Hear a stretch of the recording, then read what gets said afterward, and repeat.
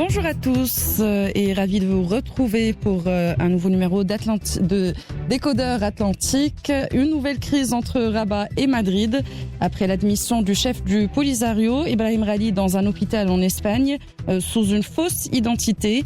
Le Maroc déplore l'attitude de l'Espagne et exprime sa déception à l'égard de cet acte contraire à l'esprit de bon voisinage. Madrid joue-t-elle un double jeu? C'est notre premier sujet des décodeurs et pour en parler avec nous en studio, Hafid Boutaleb, expert en relations internationales et membre fondateur de l'ICEM, Initiative pour la communauté économique du Maghreb. Hafid Boutaleb, bonjour. Bonjour Aja. Comment ça va ce matin? Très bien. Très bien.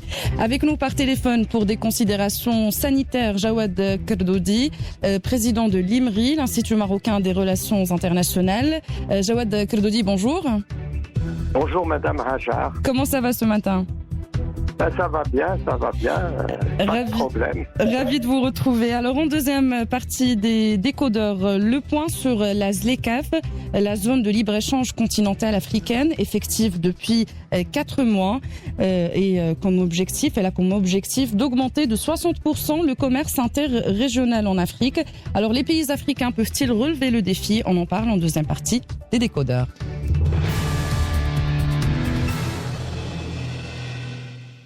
Et Jawad Kerdoudi, je me tourne vers vous en premier. Peut-on parler aujourd'hui d'une crise diplomatique entre Rabat et Madrid? En effet, on peut effectivement parler d'une crise diplomatique entre le Maroc et l'Espagne.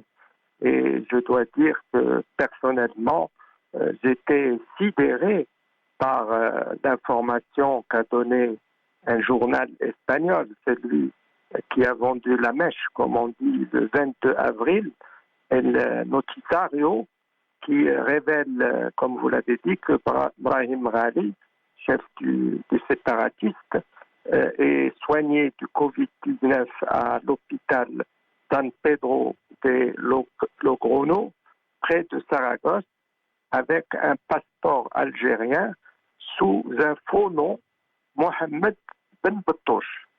Et comme je vous dis, ma sidération vient du fait que un gouvernement officiel, parce que ça a dû être négocié entre chefs d'État, ait pris la décision de recevoir Ibrahim Rali, qui est également poursuivi par un mandat européen et donc également en Espagne de plusieurs crimes et qui le reçoit en plus sous un faux nom. Oui. Donc vraiment, c'est de la sidération que j'ai ressentie. On y reviendra. Justement, Hafid Boutaleb, je vous pose la même question. On peut parler déjà aujourd'hui d'une crise diplomatique ou juste d'un coup de froid entre Rabat et Madrid? Bah écoutez, concrètement, c'est une crise diplomatique, puisque c'est quand même, comme vient de le souligner Monsieur Kerdoudi, c'est sidérant et édifiant de voir qu'on peut se comporter ainsi au plus haut sommet d'un pays européen, d'une puissance mondiale qui est l'Espagne, c'est-à-dire recevoir une personne qui est poursuivie pour plusieurs crimes et abus au sein même du territoire espagnol par des associations de droit espagnol et des citoyens espagnols, lui changer son nom et l'admettre dans un hôpital sous le nez des autorités judiciaires et aussi des partenaires stratégiques comme le Maroc, d'un partenaire stratégique comme le Maroc. Et puis bon, tout ça pour plaire on va dire à une société civile qui est peut-être trop absorbée et qui croit beaucoup à cette thèse défendue par les séparatistes, et encore, puisque cette société civile est de moins en moins acquise à cette thèse-là en Espagne. Je parle de la société civile espagnole. Donc c'est quand même incompréhensible, puisque au vu des intérêts en jeu entre le Maroc et l'Espagne et des relations quand même entre le Maroc et l'Espagne, ce sont des relations qui sont très importantes d'un point de vue économique, aussi qui s'inscrivent dans le cadre de européen.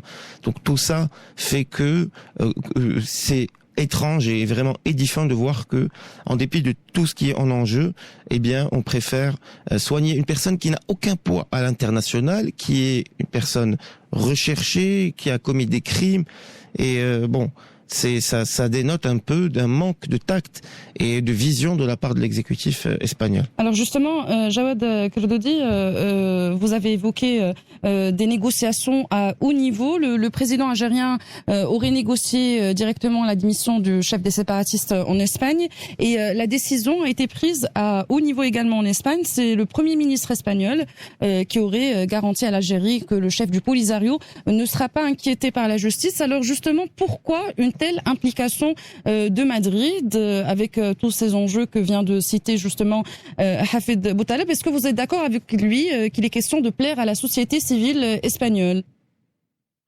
Bon, je pense, mon ami Hafid a raison. Il y a d'abord effectivement la société civile espagnole qui a été beaucoup travaillée par le Polisario, ne serait-ce que par la langue, parce que les agents du Polisario parlent espagnol, et aussi parce que l'Espagne était l'occupant du Sahara marocain. Donc, il y a de ça, mais je pense aussi qu'il y a également des relations avec l'Algérie. Mais vraiment, je ne vois pas quel est l'intérêt de l'Espagne de faire plaisir ainsi à l'Algérie, parce que le Maroc est quand même considéré comme un partenaire stratégique de Madrid, avec des liens économiques, politiques, sur le terrorisme, sur l'immigration. Donc, il y a presque 1000 entreprises en Espagne, et je ne vois pas pour quelle raison un gouvernement officiel a pris cette décision, surtout avec le faux nom. Encore, parce qu'ils disent que c'est pour des crimes humanitaires, autant s'ils avaient déclaré officiellement qu'ils le recevaient pour des raisons humanitaires, ça serait moins grave. Mais là, il y a le double, le fait qu'il est recherché par la justice espagnole, et donc peut-être c'est pour cela qu'ils ont adopté le fait qu'il change d'identité, mais en tout cas c'est une grande légèreté du gouvernement espagnol qui va certainement en payer le prix dans l'avenir. Donc pour vous, vous êtes d'accord pour dire que ça reste inexplicable en fait cette action de Madrid, et en sachant que l'Espagne a admis Brahim Ghali sous une fausse identité, vous l'avez évoqué tout à l'heure, et elle a choisi de ne pas aviser le Maroc. Est-ce qu'on peut dire aujourd'hui que l'Espagne joue un double jeu avec le Maroc, justement? Oui, c'est quand même des manœuvres on va dire, de truands ou de contrebandiers, de changer le nom d'une personne, de l'admettre sur le territoire. Ce n'est pas digne de chancellerie, du poids de l'Espagne, qui est une grande nation européenne et internationale dans le monde. Et malheureusement, se comporter de la sorte, c'est vraiment descendre très très bas. Et je rappelle aussi aux auditeurs que quand même le Polisario est impliqué dans la disparition et le meurtre et l'assassinat direct de plusieurs centaines de marins espagnols de 1977 à 1987. À l'époque, les forces armées royales étaient en pleine pacification du territoire du Sahara contre les actes terroristes du Polisario, et à l'époque où les troupes du Polisario pouvaient encore atteindre la côte atlantique, eh bien, ils se hasardaient dans cette côte atlantique, et lorsqu'ils se retrouvaient nez à nez avec des pêcheurs espagnols, eh bien, ils les abattaient ou ils les kidnappaient. Donc, c'est des comportements de brigands et de terroristes, et ces Espagnols-là victimes, eh bien, leurs proches ont constitué des associations pour pouvoir les représenter auprès des autorités espagnoles. Et je ne comprends pas pourquoi jusque-là, depuis plusieurs jours, aucun juge ne cherche à poursuivre Brahim Ghali. On se souvient que lorsque le général Pinochet, qui a été dictateur du Chili pendant 17 ans, qui avait commis des crimes innommables au Chili, eh bien, lorsqu'il était allé se faire soigner en Espagne, le juge Baltasar Garzón lui avait sommé l'ordre de ne plus quitter les territoires espagnols et l'avait traduit en justice pour crime contre l'humanité. Et ce n'est que grâce à un subterfuge qu'il a pu quitter, on va dire, s'enfuir et rejoindre son Chili, et donc son Chili natal. Et donc, pourquoi nous ne poussons pas au maximum donc c'est vrai que la justice espagnole est indépendante, mais en tout cas les médias espagnols à se remémorer ces victimes espagnoles du terrorisme du Polisario. La décennie noire, on appelle ça chez les marins, la décennie noire des marins, c'est entre 1977 et 87, où les marins espagnols se sont fait massacrer.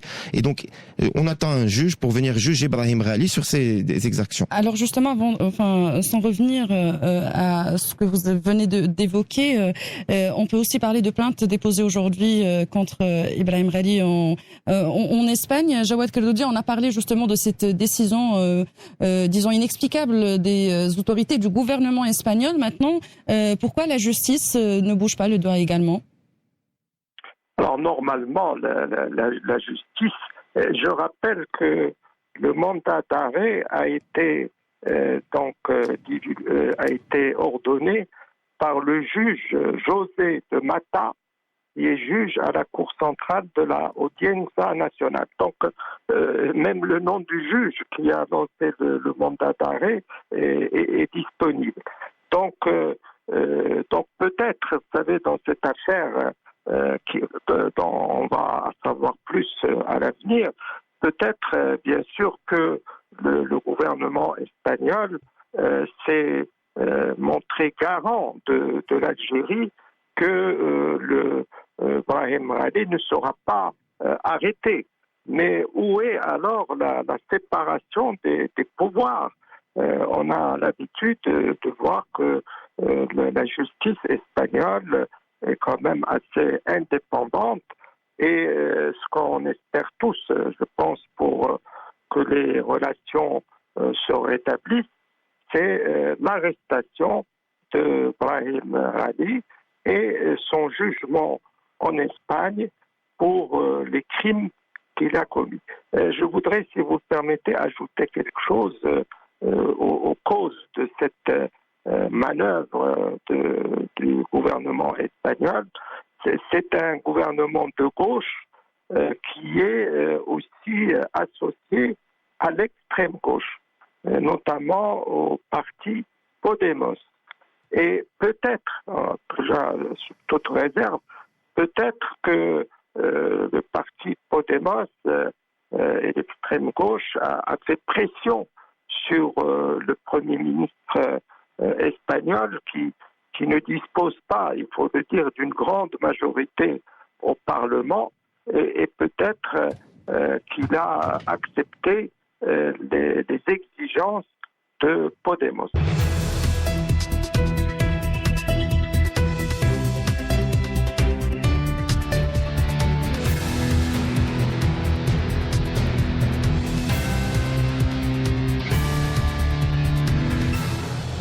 Et c'est reparti pour les décodeurs atlantiques. En cette première partie, on parle de cette admission énigmatique du chef des séparatistes dans un hôpital en Espagne sous une fausse identité. Avec nous pour en parler, Hafed Boutaleb, expert en relations internationales et membre fondateur de l'ISEM, Initiative pour la communauté économique du Maghreb, et puis Jawad Khaldoudi, président de l'IMRI, l'Institut marocain des relations internationales.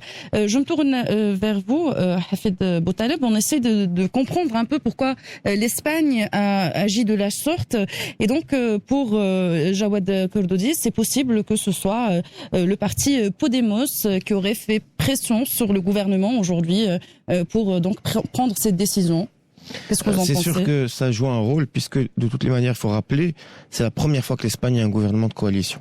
Un gouvernement de coalition, d'habitude, c'est monnaie courante dans plusieurs démocraties. L'Espagne, elle, découvre ce mode de gouvernement, puisque depuis la chute de la dictature franquiste jusqu'à 2018, le mode de scrutin avait favorisé des majorités absolues en Espagne. Mais avec une crise récurrente, notamment avec l'ancien chef du gouvernement Rajoy, eh bien, c'est finalement le Parti socialiste, qui n'était pas arrivé premier en 2018, qui était arrivé deuxième, avait proposé l'idée d'un gouvernement de coalition avec Podemos. Ça avait marché. Donc aujourd'hui, on se rend compte que l'Espagne est en train de se rôder à l'exercice du pouvoir dans le cadre de gouvernement de coalition, et ça peut donner des aberrations totales comme celle de accueillir le chef d'une organisation terroriste et lui changer de nom, tout ça pour plaire à un parti donc d'extrême gauche. On a dit tout à l'heure à la société civile qui est acquise pour une grande partie aux thèses du Polisario, comme l'a souligné M. Cavellodi, notamment grâce au facteur de la langue. Et aussi, il y a le facteur de Podemos qui joue. Et on sait aussi que il y a des élections très bientôt pour renouveler l'Assemblée de la communauté régionale de Madrid. Et ces élections-là, elles sont visées dans le viseur de Iglesias, donc Pablo Iglesias, le président, enfin le secrétaire général de Podemos, qui a préféré quitter son poste de vice-président du gouvernement espagnol, puisqu'il était dans la coalition avec Pedro Sánchez, le chef du gouvernement, pour se consacrer à la campagne électorale dans la communauté régionale de Madrid, pour pouvoir devenir d'une certaine manière président de la communauté de Madrid.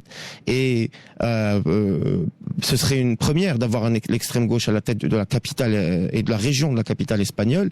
Et donc là, on voit que c'est des manœuvres et des manœuvres politico-politiciennes pour favoriser l'extrême gauche et casser un peu le Parti populaire pour qu'il ne puisse pas remporter la communauté régionale de Madrid, Parti populaire qui trône sur Madrid depuis très longtemps.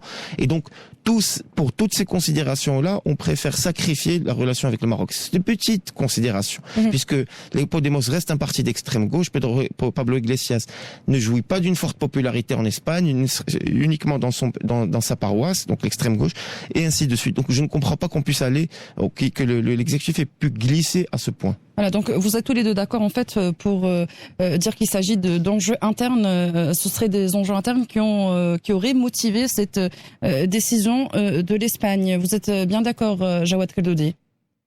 Effectivement, je pense que l'analyse de mon ami en fait est très juste. Il y a des élections prochaines de la capitale et comme je l'ai dit, la scène politique espagnole est très fragmentée et donc il y a également cet élément dont il faut tenir compte.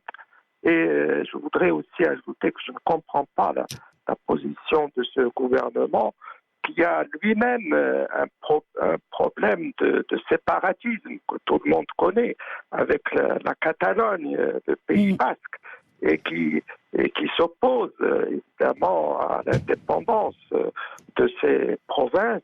Et donc c'est une position indéfendable de quelque côté qu'on le voit. Vraiment, l'Espagne s'est mise dans, je m'excuse du terme, dans le pétrin avec cette affaire et on va voir comment ça va se terminer. Alors évidemment,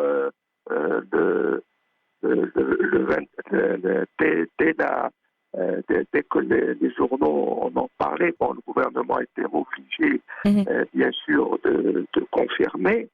Et puis le lendemain, le 23 avril, la ministre des Affaires étrangères espagnole a essayé, a tenté, mais je pense que c'est pas ça qui va changer en disant que cet événement n'aura pas d'impact sur les excellentes relations entre l'Espagne et le Maroc.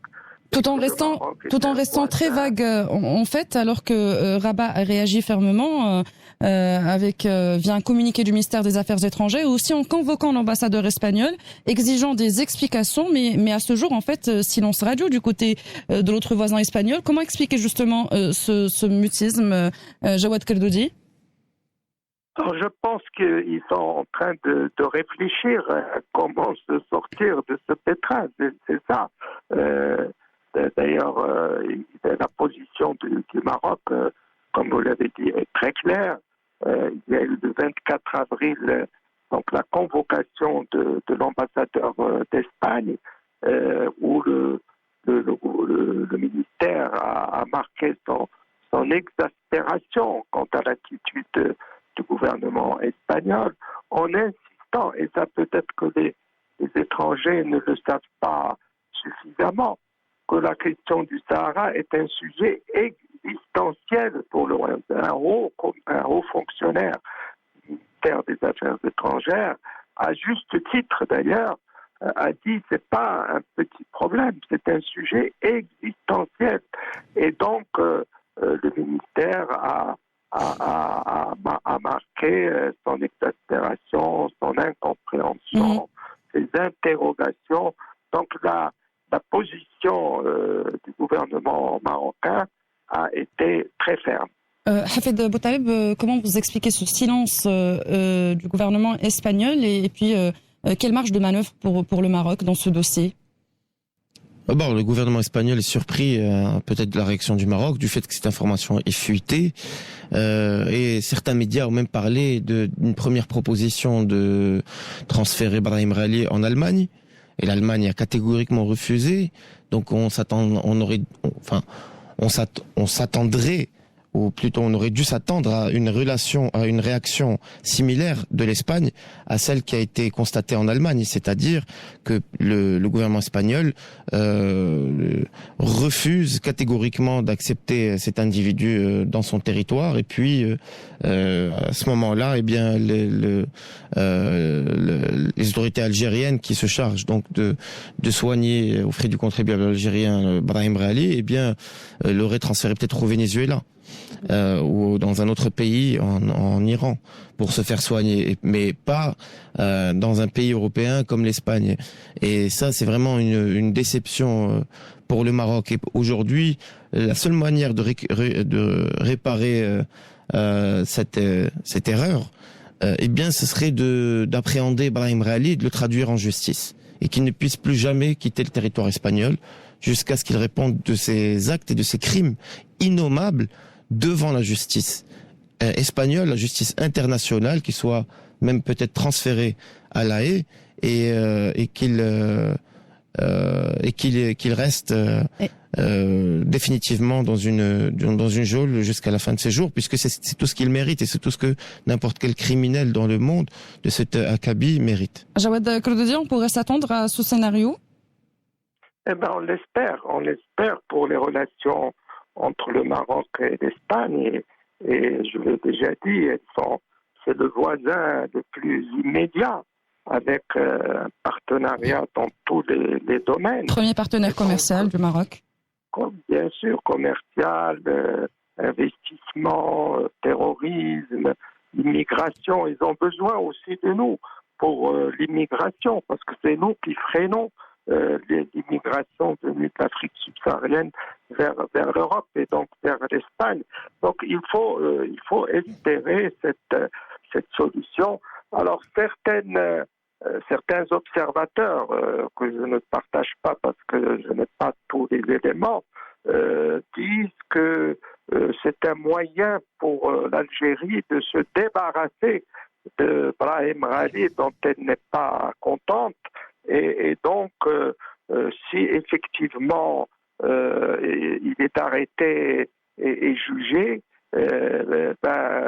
l'Algérie se sera débarrassée de lui et va certainement nommer quelqu'un d'autre pour le remplacer. Alors, je parle de ça sous toute réserve parce que je n'ai pas d'éléments effectivement importants pour pouvoir le confirmer. Alors en tout cas c'est une affaire à suivre puisque les tenants et aboutissants de cette affaire restent toujours obscurs et on attend la réaction officielle de l'Espagne. Et sur ça on arrive à la fin de cette première partie des décodeurs et tout de suite